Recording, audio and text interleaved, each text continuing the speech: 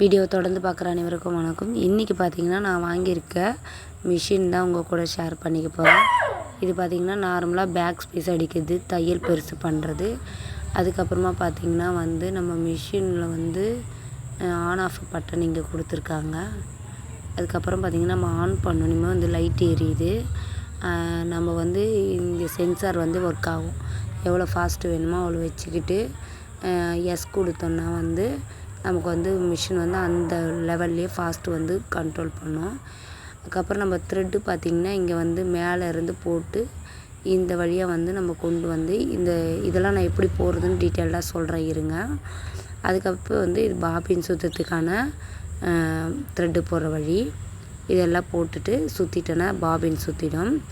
இப்போ பார்த்திங்கன்னா ஃபஸ்ட்டு எடுத்தோடனே நான் பாபின் எப்படி சுற்றுறதுன்னு பார்க்கலாம். மேலேருந்து த்ரெட் போட்டு ஒரு சின்ன ஓட்டை இருக்கும், அந்த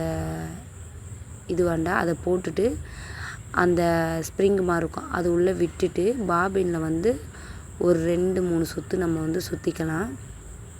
சுற்றிக்கிறதுக்கு அப்புறமா பார்த்திங்கன்னா அந்த மிஷின் மேலே இருக்க அந்த இதில் வச்சுட்டு லாக் போட்டோன்னாக்கா இப்போ நம்ம மிஷினை கைடை தூக்கி விட்டுட்டு நார்மலாக நம்ம எப்பவும் போல் மிஷினை ஓட்டணுன்னாக்கா பாபின் அழகாக சுற்றும்.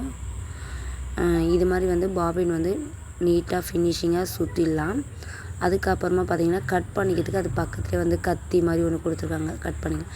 இப்போ நூல் போகிறதுக்கும் அதே மாதிரி ஊசியில் போகிறதுக்கும் நூல் மேலேருந்து போட்டு இந்த 3 ஓட்டை இருக்கும் பாருங்கள்.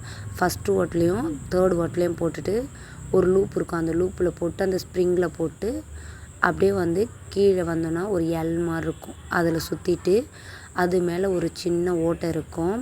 இதுதான் பார்த்திங்கன்னா நூல் எடுத்து கொடுக்கும், மேலே கீழே எடுத்து கொடுக்கறது. அது அந்த மாதிரி இதுவாகும். அது போடலன்னா நமக்கு தையலே விடாது. அதுக்கப்புறம் ஒரு லூப் போட்டுட்டு நீடிலுக்கு மேலே இருக்கிற லூப்பு போட்டதுக்கப்புறமா நம்ம நீடில் த்ரெட்டு போட்டுக்கலாம். சேஃப்டி பர்பஸ்க்காக பார்த்திங்கன்னா நீடில் போடுற இடத்துல ஒரு மாதிரி கைடு சுற்றி ஒரு மாதிரி வலையை மட்டும் கொடுத்துருக்காங்க. வேணுன்னா வச்சுக்கலாம், வேணான்னா கழட்டிடலாம் அப்படின்னு சொல்லியிருந்தாங்க. இப்போ நம்ம நூல் போட்டாச்சு. இப்போ பாபின் நார்மலாக நம்ம எப்பவும் போடுவோம் இல்லைங்களா, இதுக்கு கீழே அதே மாதிரி போட்டுக்கலாம். இப்போ பாபின் போட்டதுக்கப்புறமா பார்த்திங்கன்னா நம்ம மிஷின்லேருந்து அந்த ஊசியில் இருக்க நூலை பிடிச்சிக்கிட்டு கீழே எடுத்தோன்னாக்கா 2 நூல் ஒன்றா வந்துடும். இப்போ எப்படி தைக்கிதுன்னு பார்க்கலாமா.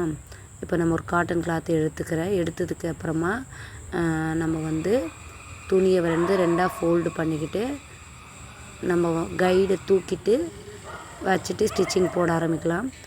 பார்த்திங்கன்னா அவ்வளோ ஃபாஸ்ட்டாக ஓடுது, சூப்பராக இருக்குது, ஸ்மூத்தாக இருக்குது மிஷின். பார்த்திங்கனாக்கா இந்த மிஷின் எனக்கு ஃபஸ்ட் டைம் நான் இப்போ தான் தைக்கிறேன் இவ்வளோ ஃபாஸ்ட்டாக, ரொம்ப பிடிச்சிருக்கு. இன்னும் போக போக இதில் இருக்க அப்டேட்ஸ் எல்லாத்தையும் உங்கள் கூட நான் ஷேர் பண்ணிக்கிறேன். இது பார்த்திங்கன்னா சிங்கிள் ஸ்டிச்சிங் பாருங்கள். அந்த ப்ரெஸ் பண்ணோன்னா இப்போ நம்ம நெக் ஃபினிஷ் பண்ணும் போதில் எக்ஸாக்ட் பாயிண்ட் வைக்கிறதுக்கு இந்த ப்ரெஸ் பண்ணால் 1 by 1 ஸ்டிச்சிங் விழும்.